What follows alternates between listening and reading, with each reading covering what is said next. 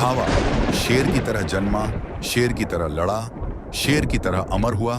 क्या तुमने कभी किसी ऐसे योद्धा की कहानी सुनी है जिसे मौत भी हरा न सकी? एक ऐसा राजा जिसे पूरे मुगल दरबार ने झुकाना चाहा, लेकिन वह मुस्कुराकर मौत को गले लगा गया। अगर नहीं सुनी तो तैयार हो जाओ, क्योंकि ये कहानी है छत्रपति संभाजी महाराज की। साल 1657, पुरंदर किला। बिजलियां गरज रही थीं, आसमान मानो कोई भविष्यवाणी कर रहा था। किले के अंदर एक बालक जन्म लेता है, संभाजी, शिवाजी महाराज का पुत्र। राजमाता जीजाबाई ने उस बालक को गोद में लिया और कहा, यह केवल मेरा पोता नहीं, यह हिंदवी स्वराज्य का भविष्य है। संभाजी का बचपन तलवारों की छांव में बीता। युद्ध कला, राजनीति, रणनीति, ये सब उनकी रगों में बहने लगे। लेकिन उनकी असली परीक्षा तो अभी बाकी थी। 1680 में शिवाजी महाराज की मृत्यु के बाद मराठा दरबार उथल पुथल से भर गया। विश्वासघातियों ने षड्यंत्र रचा, संभाजी को अलग थलग करने की कोशिश की। लेकिन क्या शेर कभी जंगल से दूर होता है? उन्होंने पूरे मराठा साम्राज्य को एकजुट किया और मुगलों से लोहा लिया।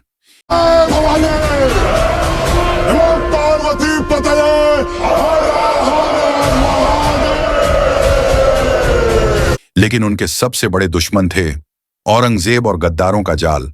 और फिर वो दिन आया जब मौत ने भी घुटने टेक दिए। साल 1689, एक अंधेरी रात।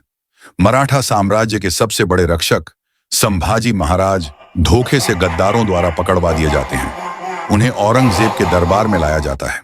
औरंगजेब हंसते हुए कहता है, अगर अपनी जान बचानी है तो इस्लाम कबूल कर लो।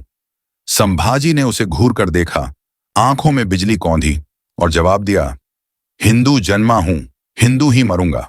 यह सुनकर पूरा दरबार सन्न रह गया। लेकिन औरंगजेब ठहरा क्रूर शासक। उसने 40 दिन तक अमानवीय यातनाएं दी।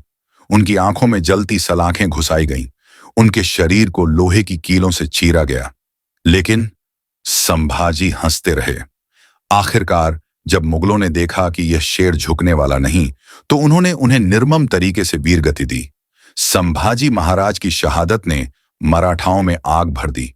उनका बलिदान मराठा साम्राज्य के लिए एक ज्वाला बन गया और इसी बलिदान की चिंगारी ने औरंगजेब का पतन शुरू कर दिया। संभाजी अमर हो गए, क्योंकि राजा कभी नहीं मरते, वे इतिहास बन जाते हैं।